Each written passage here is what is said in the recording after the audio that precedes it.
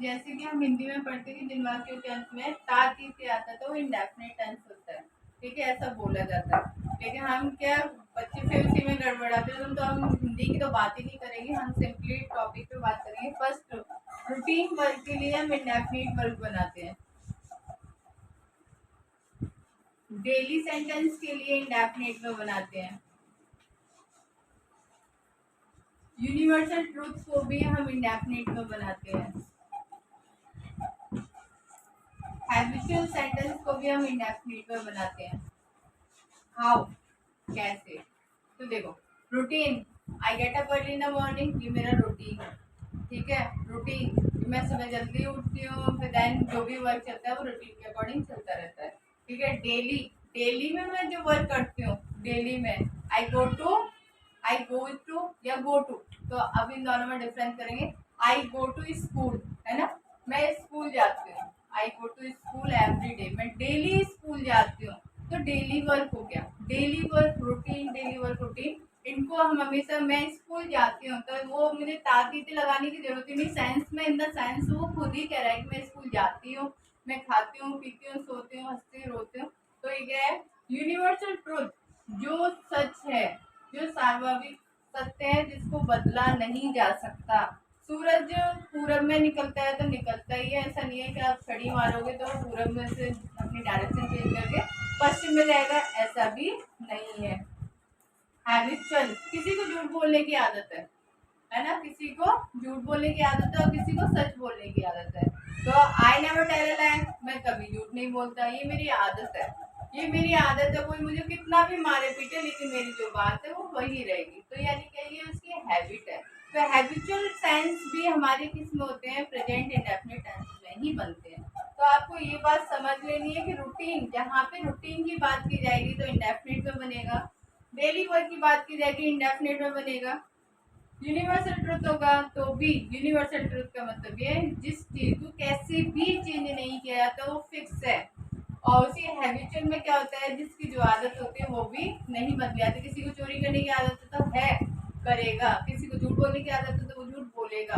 किसी को सच बोलने की आदत है तो वो करेगा। समझ में आई? तो यानी ये चीजें क्या कहती हैं कि जो रूटीन है, डेली है, यूनिवर्सल ट्रुथ है, हैबिचुअल सेंटेंस हमेशा इंडेफिनिट टेंस में बनते हैं। आई होप कि आपको ये भी समझ में आ गया होगा कि प्रेजेंट इंडेफिनिट टेंस हम कैसे कहाँ पे लगाएंगे। अब how to use in the sense, ठीक है, how to use in the sentence और इन द सेंस किस तरीके से करेंगे। तो पहले तो आपको सिंगुलर में बात जाओ।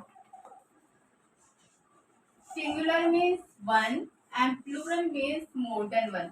सिंगुलर हमारे पहले सब्जेक्ट कौन से होते हैं? ही, शी, इट और किसी का नेम। एक एक चीज को बहुत ध्यान से देखना जिससे आपकी कहीं कोई मिस्टेक ना रह जाए, माइंड से कहीं स्लिप ना हो, ठीक है। इसको हम स्ट्रक्चर के सब्जेक्ट प्लस वर्ब की फर्स्ट फॉर्म प्लस वर्ब की फर्स्ट फॉर्म में एस और ईएस प्लस ऑब्जेक्ट।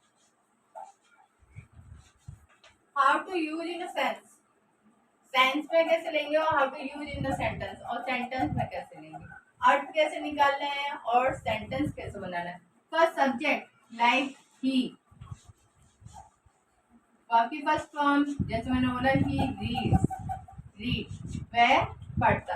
अब यहाँ पे आपको एक चीज नोट करनी है कि अगर सेंटेंस सिंगुलर है तो वर्ब की फर्स्ट फॉर्म में एस और ईएस लगाते हैं, एस और ईएस लगाते हैं। तो ही रीड, अब यहाँ पे ये वर्ब की फर्स्ट फॉर्म तो दिखाई दी, तो नेक्स्ट आप क्या अप्लाई करेंगे? यहाँ पर एस करेंगे, क्या करेंगे?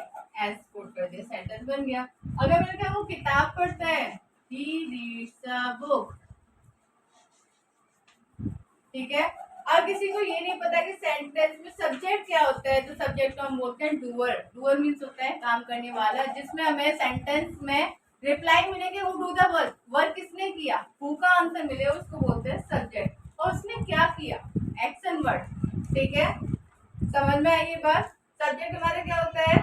जो काम करता है, जिसने काम किया, उसको हु का रिप्लाई दे, हु में आंसर मिल जाए कि हु डू द वर्क। तो यहाँ पे मैंने बोल दिया ही रीड्स अ बुक। मैंने कहा हु रीड अ बुक, किसने किताब पढ़ी, ठीक है, कौन किताब पढ़ता है, हु रीड अ बुक, तो उसका आंसर क्या है? He reads a book. और ही यहाँ पे क्या है, थर्ड पर्सन है तो इसे हम थर्ड पर्सन लिखनी है, हमारा किस में होता है, सिंगुलर में होता है। सिंगुलर मीन्स एक के लिए हम वर्ब की फर्स्ट फॉर्म में एस और ईएस लगाते हैं। अब मैंने कहा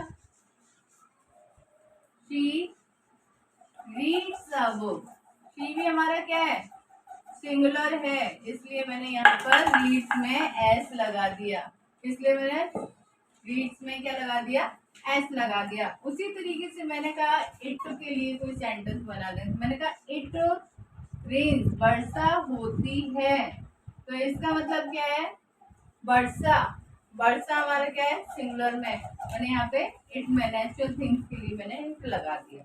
ठीक है, इट इंडायरेक्टली होता है, सबको पता है, इट हम कहीं पे भी लगाते हैं जिसका अपने कोई सेंस नहीं लगाते। अब कोई कहे कि इट मीन्स यह होता है, लेकिन मैंने कहा यह वर्षा होती है, ऐसा कोई सेंस नहीं है। मैंने बोला वर्षा होती है, जहाँ पे हमारा सब्जेक्ट हाइड होता है ना, जहाँ पे सब्जेक्ट की कोई हिंदी नहीं होती, वहां पे हम इट पुट करते हैं, क्या करते हैं, इट पुट करते हैं। ये बात सबकी समझ में आ गई।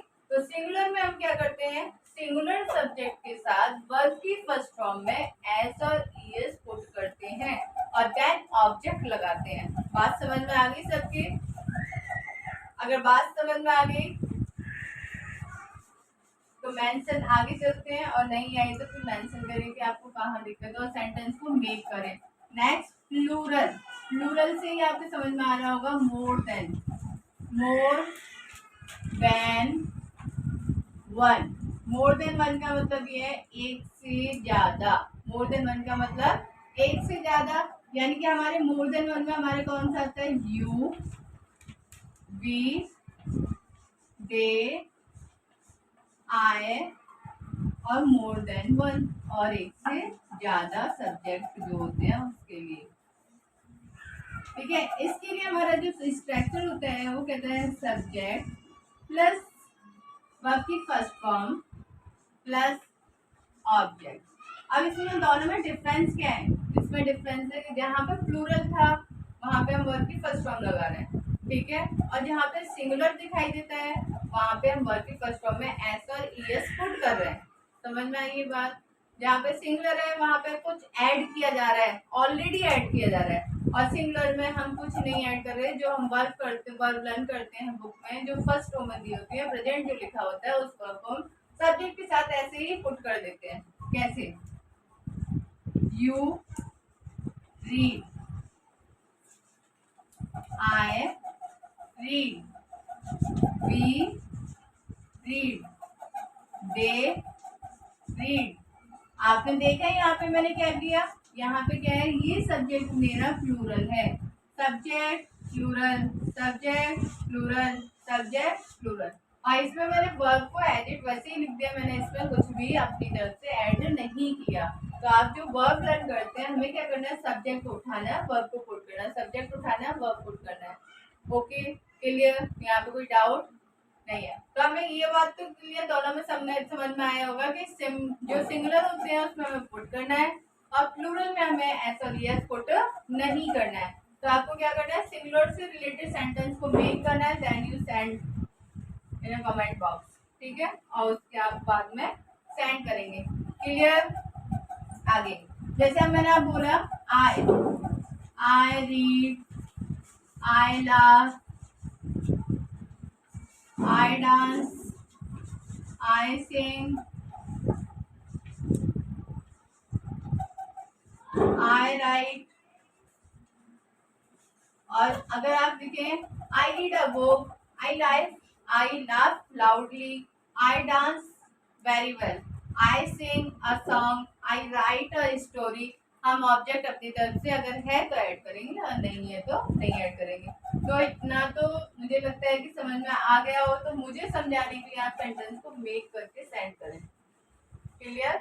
अब हम बात करेंगे नेगेटिव सेंटेंस में, how to make a negative sentence according to हर present indefinite tense. Present indefinite tense में हम किस तरीके से क्या करेंगे, किस तरीके से सेंटेंस को मेक करेंगे। तो इसके स्ट्रक्चर कहता है subject plus does not, do not plus verb की फर्स्ट फॉर्म देन ऑब्जेक्ट।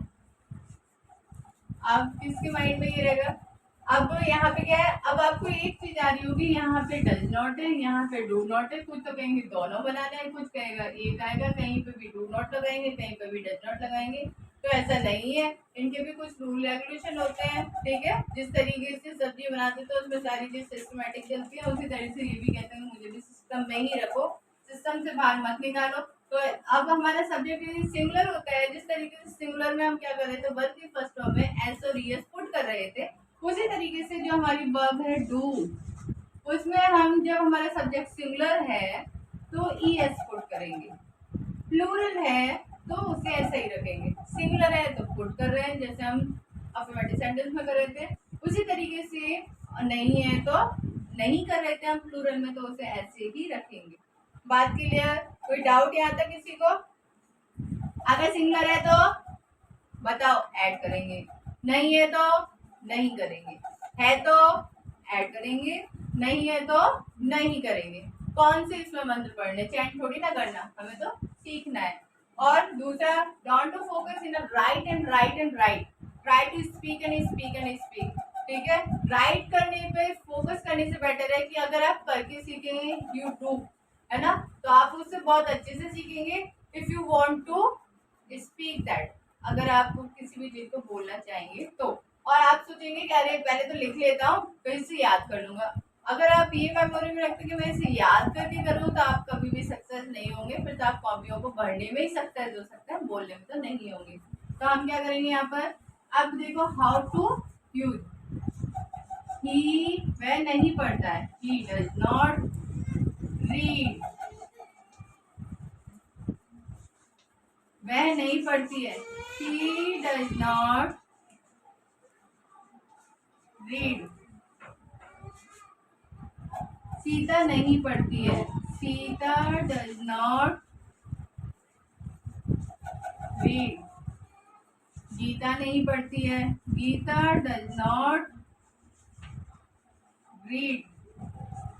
ये बात समझ में आई आपके? यानी मेरा सब्जेक्ट यदि सिंगुलर है तो मैं क्या करूंगी, वर्ब की, यानी सिंगुलर है तो वर्ब की फर्स्ट फॉर्म तो आएगी आएगी, लेकिन जो हमारी हेल्पिंग वर्ब होगी उसमें डज लगाएंगे, हेल्पिंग वर्ब में हम क्या लगाएंगे, डज लगाएंगे, हेल्पिंग वर्ब में डज लगाएंगे, और वर्ब की फर्स्ट फॉर्म को ऐसे ही रखा जाएगा। जैसे हम सिंगुलर सेंटेंस में एस और ईएस पुट कर रहे थे, वो एस और ईएस हम कहाँ पे पुट कर रहे हैं, डू में पुट कर रहे हैं, कहाँ कर रहे हैं, डू में पुट कर रहे हैं, ठीक है। अब इसके बाद आप सेंटेंस खुद मेक करेंगे तभी आपको समझ में आएगा कि कहाँ पे आप डू करेंगे और कहाँ पर डज करेंगे। जैसे you do not play, we do not sing, I do not teach. Subject क्या है, प्लूरल है, इसलिए मैंने यहाँ पे क्या पुट किया, डू नॉट। सब्जेक्ट क्या है, प्लूरल है, इसलिए यहाँ पे क्या पुट किया गया है, डू नॉट। अगर सब्जेक्ट क्या होता, सिंगुलर, तो हम यहाँ पे क्या पुट करते, डज नॉट। बात क्लियर? क्लियर हो गई? अब क्लियर तो तभी होगी जब आप सेंटेंस को मेक करेंगे, ठीक है। अब मुझे बताएंगे कि आई को हम प्लूरल क्यों कहते हैं। वैसे आपके माइंड में रहता है ना, आई तो मैडम मैं होता हूँ, मैं सिंगुलर होता हूँ, तो आप मुझे ये बताएंगे कि आई प्लूरल क्यों होता है, तो मेंशन करेंगे आप। Next part is interrogative sentence.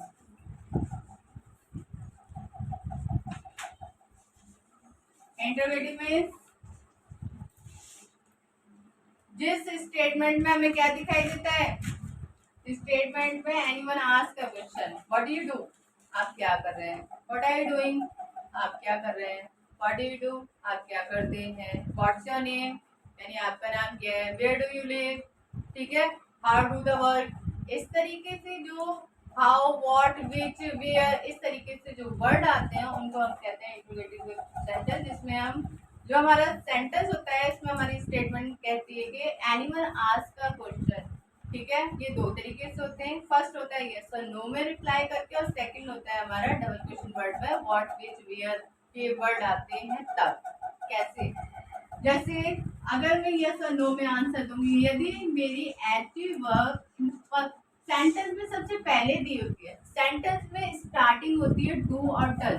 आपको इतना तो समझ में आ गया होगा कि हमारा जो इंडेफिनिट टेंस है उसकी एक्चुअल वर्ब हमारी कौन सी है, डू और डज। और डू और डज आता है तो वहां पे हमें समझ जाना चाहिए कि कौन सा है हमारा इंडेफिनिट टेंस है, यदि वो नेगेटिव है इंट्रोगेटिव। और यदि आपको अफर्मेटिव सेंटेंस को पहचाना तो वहां पे केवल सब्जेक्ट और वर्ब की फर्स्ट फॉर्म दी होगी, is are am was were has have, ऐसा कुछ भी नहीं दिया होगा जिससे आप आइडेंटिफाई करके बताएंगे कि ये सेंटेंस हमारा कौन सा है, प्रेजेंट इंडेफिनिट टेंस है। समझ में आया? नेक्स्ट सब्जेक्ट, देन फिर यहाँ पे हम क्या लगाएंगे, वर्ब, और फिर हम लगाएंगे ऑब्जेक्ट। और वर्ब की कौन सी फॉर्म लगा रहे हैं हम, फर्स्ट। अभी तक हमने कौन सी फॉर्म लगाई है, फर्स्ट फॉर्म लगाई है। कौन सी लगाई है, फर्स्ट फॉर्म लगाई है। अब मैंने क्या तुम पढ़ते हो, क्या तुम पढ़ते हो, डू यू रीड। ठीक है, अगर मैंने किसी से पूछ दिया डू यू रीड तो वो क्या बोलेगा, यस और नो में का आंसर देगा। यदि वो पढ़ रहा होगा तो यस आए, और नहीं पढ़ रहा होगा तो नो आए। ठीक है, अगर वो पढ़ रहा है तो क्या बोलेगा, यस आई रीड। अगर वो नहीं पढ़ रहा है तो क्या बोलेगा, नो आई डोंट रीड। बात समझ में आ गई? जहां पे हमें यस और नो का रिप्लाई बोलते हैं उसका हम बोलते हैं यस और नो वाले सेंटेंस, जो कि इंट्रोगेटिव सेंटेंस में पूछे जाते हैं। ठीक है, समझ में आई ये बात? अगर डू और डज पहले आते तो इसका मतलब ये है, अकॉर्डिंग टू हिंदी में हमारा सेंस क्या आएगा, क्या वर्ड पहले आएगा। क्या तुम पढ़ते हो, क्या तुम रोते हो, क्या तुम सोते हो, क्या तुम हंसते हो, क्या तुम जो भी करते हो, जो क्या वर्ड है वो पहले आएगा। तो इससे आपको समझ जाना है कि सेंटेंस हमारा क्या कह रहा है, कि सेंटेंस हमारा कह रहा है कि हमें यस और नो में रिप्लाई करना है। तो भाई अगर आप कभी भी फर्स्टली आप कभी भी आप बुक को रीड कर रहे हैं और अगर आपको डू और डज पहले दिखाई दे रहा है तो आपको समझ जाना है कि ये हमसे यस और नो में रिप्लाई करेगा। अगर आप बुक की भी सीरीज में पढ़ते हो, आपको क्वेश्चन कोई आ जाता है, पूछा जाता है, आपको रिप्लाई करना है, अगर आपको नहीं आता तो यस और नो तुक्के में ठोक दो। तुक्के में ठोकोगे, अगर उसमें बात में उसने वर्क किया होगा तो यस वाला ठीक होगा, और नहीं किया होगा तो नो वाला ठीक होगा, है ना? तो कम से कम खाली ब्लैंक छोड़ने से अच्छा तो ये आप करेंगे, कुछ तो करेंगे। ठीक है, something is better than nothing. कुछ ना करने से अच्छा तो कुछ करोगे, वो ज्यादा बेटर है। हो सकता है तुम्हारे दिन सीधे हो और एग्जाम में तुम्हें कुछ दे दे प्रसाद में, है ना? ये भी होता है, तो ब्लैंक छोड़ने से बेटर है कि आप इतना समझ जाए। अब जैसे मैंने बोला डज शी डांस, मीन मैंने किसी से सॉरी डज शी सिंग, मैंने किसी से गाने के लिए बोला, मुझे पता नहीं है, मैं क्लास में नहीं गया, मैंने पूछा क्या वह गाती है, क्या वो गाती है, या मैं किसी से बात करूँ तो मैंने पूछ लिया, तो अगर वो गाती होगी तो उसकी फ्रेंड करेगी यस शी सिंग। अगर वो नहीं गाती तो क्या बोलेगी, no no she doesn't, she does not sing. Clear? अब उम्मीद है कि आपको इतनी तो बात समझ में आ गई होगी कि व्हाट आई एम से मैं आपसे क्या कहना चाहती हूँ। यहाँ पे हमें डू और does in the first first दिखाई देता है सेंटेंस में, इन अ सेंटेंस फर्स्टली आपको दिखाई देता है डू और डज। तो आपका क्या मीन होता है कि ये सेंटेंस हमारे क्या होता है, यस और नो वाले सेंटेंस होते हैं। अब हम बात करते हैं डबल क्वेश्चन वर्ड किसको कहते हैं। Double question word, double question word में हम क्या लेते हैं, question word, next do and does, next subject, next verb की फर्स्ट फॉर्म, next ऑब्जेक्ट। बात समझ में आई? क्योंकि हम इसे डबल क्यों बोलते हैं, क्योंकि डू और डज करने पे भी तो आप सेंटेंस मेक कर रहे थे ना, डू और डज लगाने पे भी आप क्वेश्चन को आस्क कर रहे थे ना, आप पूछ रहे थे ना। अब आपने जब बोला था डू यू रीड तो इसका मतलब क्या है, वो क्या पूछ रहे थे, क्या तुम पढ़ते हो, तब भी वो क्वेश्चन पुट अप कर रहा था ना। लेकिन जब हम इस क्वेश्चन वर्ड के साथ विदाउट क्वेश्चन वर्ड की हम सेंटेंस की सेंस को क्वेश्चन वर्ड में ला सकते हैं, लेकिन जब हमारे क्वेश्चन वर्ड आते हैं तो उनकी हेल्पिंग के तौर पर डू और डज लगाए जाते हैं। ये इसलिए वन क्वेश्चन वर्ड हो गया, ये सेकंड हो गया, इसलिए हम इसे डबल क्वेश्चन वर्ड के नाम से जानते हैं। ठीक है, और हिंदी में क्या क्यों कब ये बीच में आते हैं ना, तब हम व्हाट की स्पेलिंग। अब बहुत से क्या कहते हैं, मैडम क्या की इंग्लिश तो व्हाट होती है, होती है, ये मैं भी कहूँगी यहाँ होती है ना, व्हाट्स योर नेम, है ना। तो अभी मैंने बताया तो क्या तुम पढ़ते हो, तो मैंने कहा क्या तुम पढ़ते हो, डू यू रीड, मैंने ये सेंस बोला। हमने कहा व्हाट्स योर नेम, वहां पे भी क्या आ गया। तो अब इसमें आपको नोट क्या करना है, क्या वर्ड यदि बीच में आता है, मिड में आता है, बिटवीन में आता है, तो वहां पे हम डू और डज ना लगा के क्या लगाएंगे, व्हाट लगाएंगे। क्या लगाएंगे, व्हाट लगाएंगे। व्हाट, वेयर, विच, हाउ, ये सेंटेंस के अकॉर्डिंग हम लगाएंगे। अब वेयर, तुम कहाँ रहते हो, वेयर डू यू लिव। आप देखो ये स्ट्रक्चर के अकॉर्डिंग सही है कि नहीं, ये क्वेश्चन वर्ड है वेयर। डू इसलिए क्योंकि ये सेंटेंस हमारा यू है और यू हमारा प्लूरल है, इसलिए मैंने यहाँ पे डू पुट किया। और वर्ब की फर्स्ट फॉर्म क्या कहती है, लिव। ठीक है, अगर मैं इससे फर्स्ट के according where does she live, मैंने किसी पर्सन के लिए, सिंगलर के लिए बोल दिया, वह कहाँ रहती है, या शबी कहाँ रहती है ना, ये रुबीना कहाँ रहती है ना। जिसका भी नाम ले दिया तो किसी ने नाम मैंने ले दिया तो डज, डज इसलिए, इतना बार बार बोलने पे तो समझ में आ जाना चाहिए, डज इसलिए क्योंकि सब्जेक्ट सिंगुलर है, डू इसलिए क्योंकि सब्जेक्ट प्लूरल है। ठीक है, अब इसमें बहुत इजीली तरीके से याद कर सकते हो, जहाँ पे आप यस और नो में आंसर दे रहे थे ना, उसके फ्रंट आप उस क्वेश्चन वर्ड को पूछो ना, क्या, क्यों, कब, कैसे, उसको पहले पुट कर दो। समझ में आई बात, आई या नहीं आई। अगर हमें सेंटेंस आपसे कोई पूछा गया है, डू यू लिव, क्या तुम रहते हो, तो अब मैंने ये पूछा क्या तुम रहते हो, सभी रहते हैं, मैडम ये क्या पूछ लिया, सभी रहते हैं। फिर मैंने पूछा वेयर डू यू लिव, कहाँ रहते हो, आई live in Jaipur, simple, I live in Jaipur, जो जहाँ पे रहता होगा, है ना, जयपुर में किसी fix place, I live in Jaipur at Kartarpur Phatak, तो जयपुर में ही है इसलिए मैंने एट लगा दिया। बात क्लियर, क्लियर और नहीं। अब देखो इसकी हिंदी करो, तुम कहाँ रहते हो, कहाँ वर्ड कहाँ आया, बीच में, इसलिए मैंने क्या लगाया, वेयर। व्हाट्स योर नेम, तुम्हारा नाम क्या है, क्या कहाँ पर आया, बीच में, इसलिए मैंने क्या लगाया, व्हाट। अगर क्या वर्ड पहले आता तो मैं क्या लगाती, आप खुद बताएंगे। अगर क्या वर्ड पहले आता तो आप क्या लगाएंगे, और मिड में आता है तो आप क्या पुट करेंगे। बात क्लियर। अब एक कुछ चैंट अपने लिए लिख लो, जो कि आपको डेली रूटीन में कर रहे हैं, ज्यादा लॉन्ग ना करते हुए वीडियो को। First, if you want to improve yourself, firstly change your habit. First आप रीडिंग हैबिट लाएं, अपनी रीडिंग स्किल को सुधारिए। 30 minute, 40 minute, 10 minute every day you take a book and read a one page. ठीक है, और उसके बाद क्या करें, underline the hard word and learn and write and improve your vocabulary. ठीक है, अगर आप बोलना चाहते हैं लेकिन उसको मीन ही नहीं आ रहा था, आप हाउ टू स्पीक कैसे बोलेंगे, तो फर्स्टली आपको क्या करना है, रीडिंग करनी है। रीडिंग करने के बाद अंडरलाइन करना है हार्ड वर्ड को, देन यू राइट।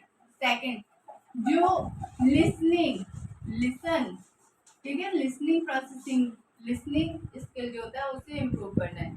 अगर आपको किसी भी चीज को जानना चाहते हैं, जैसे कि छोटा बच्चा है और जिस चीज को सुनता रहता है वही उसकी हैबिट में आता है कि उसकी मम्मी हिंदी बोल रही है तो वो भी, अगर कोई ब्रजवासी बोल रहा है तो वो ब्रजवासी बोलेगा, कोई अमेरिकन लैंग्वेज को लेता है, कोई फ्रेंच को लेता है, जैसे माहौल में रहता है, जैसे मदर टंग उससे मिलती है उस तरीके से वो बोलना स्टार्ट करता है। उसी तरीके से क्या किया उसने, सुना, उसने उसको क्या किया, सुना, तब उसने अपने अंदर उसे लाया। एक दिन सुना, 2 दिन सुना, 3 और नेक्स्ट डे वो बोलने लगा। तो आपको भी क्या करना है, सुनना है, चीजों को सुनना है। पोएम सुननी है, राइम सुननी है, स्टोरी सुननी है, सॉन्ग सुनने हैं, बट किस में सुनने हैं, हिंदी में या इंग्लिश में, इंग्लिश में सुनने हैं। Next, every day you learn vocabulary. क्या करेंगे, वोकैबुलरी को इम्प्रूव करेंगे, वोकैबुलरी को इम्प्रूव करेंगे। और फिर क्या करेंगे, ट्राई करेंगे बोलने का। आपको कौन सी स्किल सुधारने हैं, एल एस, एल लिसन और एस स्पीकिंग वाला, आर रीडिंग को तो अभी छोड़ना है हमें। ठीक है, रीडिंग को छोड़ना है ना, सबसे पहले तो रीडिंग ही करनी है। राइटिंग को छोड़ना है, राइटिंग पर फोकस थोड़ा कम करें। लर्निंग प्रोसेसिंग को कब इम्प्रूव करेंगे, रीडिंग करें और लिसन करें और लर्न करें। राइटिंग पे इतना फोकस ना करके हमें क्या करना है, लर्न करना है, स्पीक करना है, लर्न करना है और स्पीक करना है। प्रैक्टिकल लाइफ में जियोगे तो सीखोगे, और थ्योरी में रहोगे ना तो थ्योरी में ही रह जाओगे। Okay okay, done. If you like my video, like, subscribe and share. Okay, thank you. Hello, good morning everyone. Welcome back to your channel Target English with Sandar Singh. And you know very well today's topic is tenses and tenses is going on our class. जैसे कि आपने अगर किसी बच्चे ने पहले से नहीं देखी है, नहीं जानते, तो आज की क्लास में बने रहे लास्ट तक और लाइक करें, शेयर करें if you like my video. ठीक है, today's topic is tenses. What is the mean of tenses? मैंने ये काफी बार आपको क्लियर भी किया है कि टेंसेस हम किसको बोलते हैं, टेंसेस हमारा होता क्या है। तो if anyone ask you what is your tenses, तो टेंस क्या होता है, ड्यूरिंग ऑफ टाइम। हम ड्यूरिंग ऑफ टाइम को क्या बोलते हैं, टेंसेस बोलते हैं। व्हाट ड्यूरिंग इज टाइम,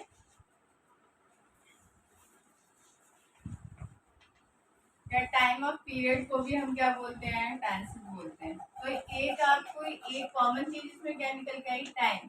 तो वी फोकस ऑन टाइम, यानी कि हम टाइम को टेंस बोलते हैं, जिससे हम आइडेंटिफाई कर सकें कि when you do the work, आपने वर्क कब किया।